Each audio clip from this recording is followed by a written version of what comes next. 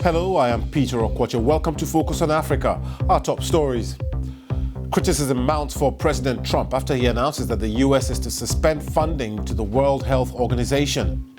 Today, I'm instructing my administration to halt funding of the World Health Organization while a review is conducted. We regret the decision of the President of the United States to order a halt in funding to the World Health Organization.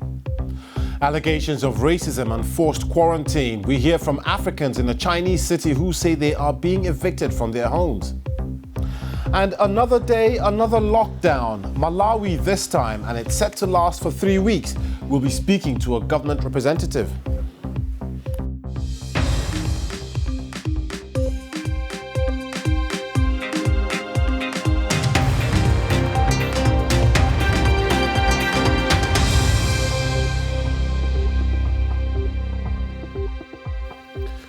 Thanks for joining us here on Focus on Africa from BBC World News. Criticism is mounting against President Trump's decision to suspend funding for the World Health Organization over what he alleges is its initial covering up and mismanagement of the coronavirus pandemic. But the UN chief, Antonio Guterres, says this is a time for solidarity, not for underfunding the WHO. China said Mr. Trump's move would affect all countries at a critical time, while Germany said apportioning blame does not help the WHO when it needs investment. Mr. Trump made that announcement at a White House press conference on Tuesday. Today, I'm instructing my administration to halt funding of the World Health Organization while a review is conducted to assess the World Health Organization's role in severely mismanaging and covering up the spread of the coronavirus. Everybody knows what's going on there. There was credible information to suspect human-to-human transmission in December 2019, which should have spurred the WHO to investigate immediately. Well, at a press conference a short time ago, the head of the WHO addressed the US president's decision to freeze funds to the organization. We regret the decision of the President of the United States to order a halt in funding to the World Health Organization. With support from the people and government of the United States, WHO works to improve the health of many of the world's poorest and most vulnerable people. WHO is reviewing the impact of our work, of any withdrawal of US funding, and will work with our partners to fill any financial gaps we face and to ensure our work continues uninterrupted. President Trump's move comes amid growing scrutiny over his own handling of the crisis. It's emerged he was warned about the virus and its potential to cause destruction as early as January. Nearly 2 million people globally have been infected since the disease emerged in China late last year. In Africa, there are now more than 16,000 coronavirus cases and almost 100 deaths. The WHO is playing a key role in helping governments fight coronavirus on the continent. The BBC's Catherine Biaruhanga in Kampala looks at how this decision by President Trump may affect African countries. The United States is the WHO's biggest single donor, giving the organization over $400 million last year. Now, it's not clear how much of that money would go directly to Africa, but the continent is the biggest regional recipient of the WHO's resources. According to the organization's current budget plan for 2020 and 2021, Africa is meant to receive nearly $1 billion. Now, majority of that money would go towards making sure people have access to basic healthcare, as well as fighting health emergencies, including pandemics like COVID-19. Now, during big outbreaks of diseases like Ebola, measles, and cholera, funding can be stepped up. President Trump has accused the WHO of being biased towards China, which by comparison gave the organization nearly $90 million between 2018 and 2019. There is the question of whether President Trump will need congressional approval for his decision. The Wall Street Journal is reporting that some officials believe he can avoid that by diverting the WHO funding towards similar health programs. Potentially, that means that organizations on the continent carrying out similar roles to the WHO could receive this United States funding. Well, let's get more on this story now. Joining me from here in London is Mo Ibrahim. He's the founder of the Mo Ibrahim Foundation, an African foundation which focuses on critical importance of governance and leadership on the continent. Thanks for joining us. What do you make of the US freezing funding to the WHO? I mean, does it come as a surprise to you? Not really. We got used to some erratic action from the United States, unfortunately. It is sad, regrettable. This is the time really to support the WHO. We're facing a global pandemic. We need a global reaction, and this is our global organization, which needs support. That is the wrong time really to do this. Of course, it's obvious there is a blame game going on in Washington, and the president is interested in diverting the blame from himself to anybody, somebody else.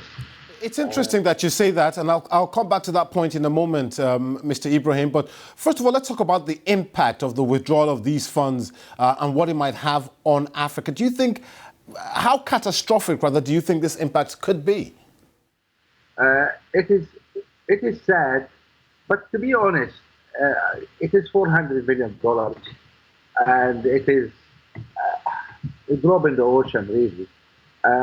A far more important story today, I don't know why the BBC is ignoring it, is that call for action by 17 world leaders, European leaders, Merkel, Macron, leaders of Portugal, Netherlands, Spain, and African leaders, who calling really for $100 billion package to stimulus package for Africa, and calling for really certain actions ensuring Africa gets its fair share of medical equipment and facilities. Is cited only victory in Africa can end the global pandemic. That's a very important story. Why the BBC is ignoring that? Well, Mr. Ibrahim, the story is not being ignored, and we were going to talk about that in a bit. I mean, these pledges and these calls have been made in the past when we've seen other catastrophes hit the continent. How confident are you that, given the fact that these leaders of major countries in the Western world have made this call for all this money, how confident are you that this money will be raised? I think it will be raised. We're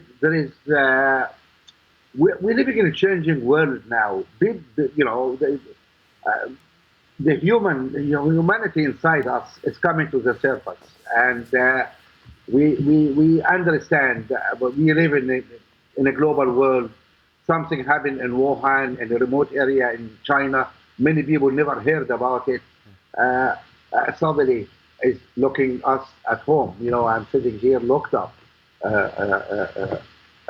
in this temporary office here somewhere. Okay. You mentioned China there, and I just want to take you to this story that's also, of great concern to people on the African continent. These reports about Africans being mistreated in China over fears of a second wave of the coronavirus being imported by them overseas. This is ridiculous. Absolutely ridiculous. And I imagine probably it is the act of some zealous provincial administrators, the same type of guys who covered up the Wuhan epidemic at the start. I cannot believe the central government would have authorized that, but the central government needs now to scramble and act quickly, because that is bad. We have millions of Chinese living in Africa. Nobody harms them, when we all know that it started in China. Now, is it blaming Africans now, running after Africans. I mean, this is ridiculous. Well, in all fairness, Mr. Ibrahim, I mean, some Chinese nationals have been harassed on the African continent as well. But do you think that this is a situation that could affect the relationship between China and African countries? I don't think so. It is an incident which wise people will cross that. When some Chinese people were harassed in Kenya, we all spoke out and people stamped on that very quickly. In the rest of countries, 54 countries, I mean, nobody harassed the Chinese. And if anybody harassed the Chinese, we'll stand up and talk about it and not ask the Chinese central government, also Chinese people, to stand up and say, sorry, that's not our policy. That's not who we are, because we need to get across that. We're facing serious problems. Okay. And, okay, Mo Ibrahim, always good to have you here on Focus on Africa. Thank you very much for your time. Well, let's get more on that story about Africans living in the Chinese city of Gwangju who say they are being evicted from their apartments and forcefully held under quarantine. The BBC's Danny Vincent reports from neighboring Hong Kong. Today is the second day I have been locked in this room in the name of quarantine. For 2 days, Simon, a Nigerian national, has been locked in this hospital room against his will. To protect his identity, he asked for his name to be changed. He was evicted from his apartment and forced into quarantine over fears that the African community in Guangzhou was spreading the coronavirus. There are some Europeans that are here, there's Americans that are here, but they were not forcefully quarantined. He says he's lived in Guangzhou for 3 years, has no recent travel history, and has not come into contact with anyone with COVID-19. He says he's tested negative for the virus, yet he remains in quarantine. Yes, some Ugandan and other Africans, as long as you are black, you are being forced to quarantine. So I still asked our government to help us, if possibly, to send a plane to take us home. The BBC has spoken to dozens who say they were forced into quarantine regardless of whether they tested negative for the virus. Look at the door, they lock it from outside. I cannot go out. You understand? I cannot go out. They lock it from outside right now. I'm shaking the door. Thousands of Africans live in Guangzhou. It has been a hub for traders from across the continent for well over a decade. China now fears imported cases of COVID-19 could lead to a second outbreak. The Guangzhou government says it's tested every African in the city. Community leaders say Africans have been evicted from their homes and forced into hotels. Those without funds have been sleeping on the streets. McDonald's apologised over this notice handed out to customers in one of its local branches. The note reads that black people are refused to be served. The United States consulate warned African Americans to avoid the city. The Chinese government maintains that China has zero tolerance of racism. China's friendly policy towards Africa has not changed, and African countries and people's friendly feeling towards China will not be shaken. We will not discriminate against African brothers. In fact, during the early days of the outbreak of the epidemic in China, more than 3,000 African students in Hubei and Wuhan were safe, except one person who was infected and quickly cured.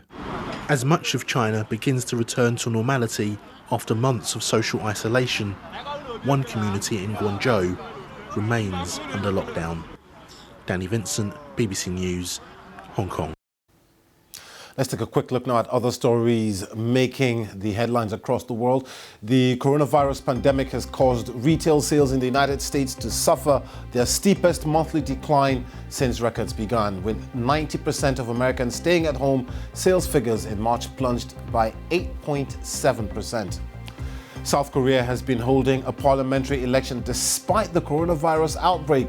Voters had to observe strict hygiene measures at polling stations and were subject to temperature checks and social distancing. Thousands of garment factory workers in Bangladesh have held protests in the capital Dhaka demanding their unpaid salaries for last month. The factories have been shut for the past few weeks due to the restrictions imposed to control the spread of coronavirus. Trade unions say a number of factories are yet to pay their employees and the workers have no other means of income. This is Focus on Africa from BBC World News with me, Peter Okwoche. Still to come on the program, that lockdown in Malawi, it's set to last for 3 weeks. We'll be speaking to a government representative. I'm Peter Okwoche. Welcome back. Now, Malawi has declared a 21-day lockdown in the country to curb the spread of coronavirus. The country has to date confirmed a total of 16 coronavirus cases, including 2 deaths. The lockdown will commence at midnight on the 18th of April and end at midnight on the 9th of May. The country is scheduled to hold a fresh presidential election on July 2nd after last year's vote was annulled by the Constitutional Court in February, citing widespread irregularities. Well, for more on this matter and the other challenges COVID-19 poses, I can now speak to Malawi's Information Minister, who also briefs the public on behalf of the government on COVID-19. Mark Botomani joins me now from Lilongwe. Thanks for talking to us here. With only 16 cases confirmed in your country, why have you decided to lock the country down? Some would argue this is counterproductive. Well, prevention is better than cure. I'm sure you've heard about that. We had not registered any case in Malawi up until the 2nd of April 2020, whilst our neighboring countries had registered cases, that is Tanzania, Zambia, and Mozambique. So we were onward out until the 2nd of April. And now before that, just about a few days before that, on the 20th of March, His Excellency the President, Professor Arthur Peter Mutharika, declared that COVID-19 was now a national disaster in Malawi. And so we've been following the events, and since the first cases that were registered on the 2nd of April, to date, as you have rightly put it, we have 16 cases with 2 dates. So we felt that it is now time for us to put up very stringent measures in order to control, the spread of the virus in the country. One way, Mark, to control the spread of this virus, many people would argue, is to have a healthy healthcare system, if you like. I mean, most people would argue that a good healthcare system is the way to fight this virus. In your case, a lot of your medical workers are on strike as we speak because they don't have personal protection equipment. Well, I'm sure those stories that you've read on social media. There's been a lot of engagements between government and our healthcare workers. We appreciate them. We actually applaud what they do, and especially in the current scenario where they have to handle cases of COVID-19 as much as they're also handling other cases as well. The issue of personal protective equipment is actually an issue that is being handled by government, and right now we are mobilizing the same. We received about a week ago, we received some donation from Jack Ma Foundation from China. We have also been receiving from other agencies.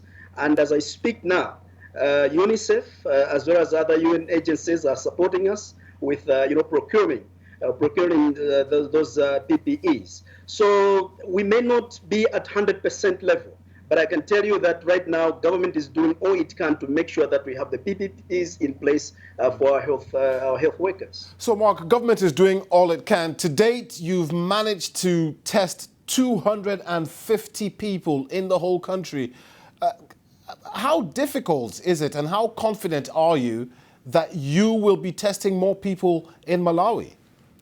We have set up centers across the country, in all regions of this country.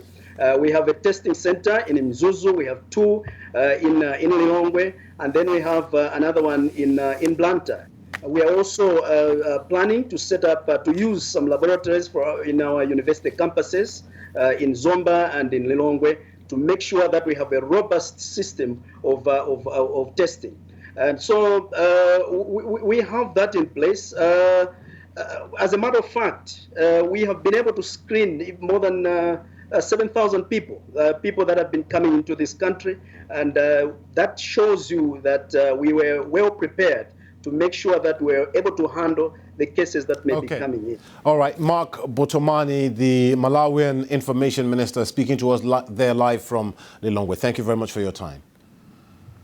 Thank you very much. Now, hundreds of people are being held under mandatory quarantine in Kenya and have accused the government of holding them in prison-like facilities. Many of them have told the BBC that they are suffering mental and psychological anguish because of a government directive to further extend their stay in isolation. The BBC's Emmanuel Gunza has been speaking to some of those in quarantine. It's a daring attempt to storm out of a government-run confinement center meant to isolate those who recently arrived back into the country.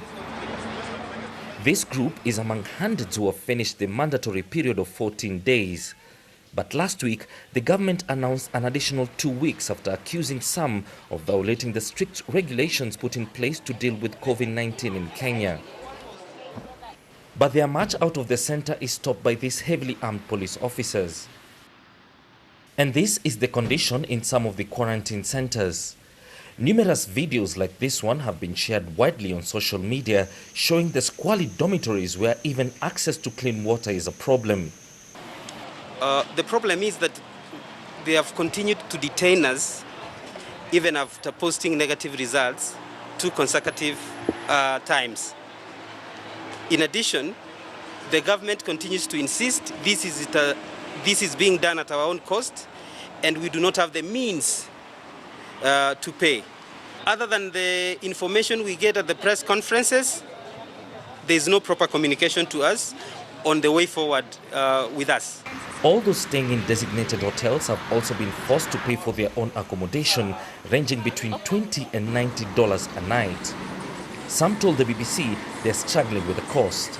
When we hear the extended 14 days after we've tested negative, it really emotionally and financially it's draining us because imagine being alone in a room for 28 days and you know that you've tested negative. We're ready to be tested again. We're ready to have the test done again. If I turn positive, I will go to the hospital. I'm not saying no to that, I don't want to risk anybody who's near me, any of my closed ones, any of the Kenyans. But the government has defended itself against the accusations, saying the measures taken are to protect the entire country. The mandatory quarantine is just one part of the strict measures the Kenyan government has taken to try and deal with the spread of the deadly virus. They include a dusk to dawn curfew, travel restrictions into and out of 4 counties including the capital Nairobi, and limitations on public gatherings. Kenya's president has warned of tough action against anyone found flouting the regulations. So far, Kenya has recorded more than 225 cases of the virus. And as the government ramps up mass testing across the country, the concern is that number will increase further. Emmanuel Gunza, BBC News, Nairobi. The Congolese music star Kasongo wa Kanema has died in his home in Kenya. He was 73.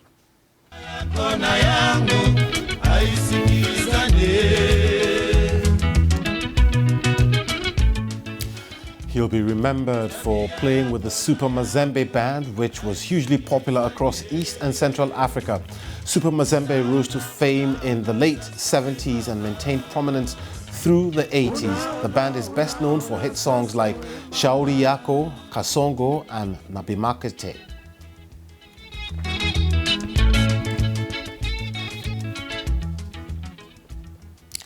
Now, don't forget you can get in touch with me and some of the team on social media. I'm at Okwoche. But for now, that's it from Focus on Africa. From me and the rest of the team, thanks for watching. Goodbye.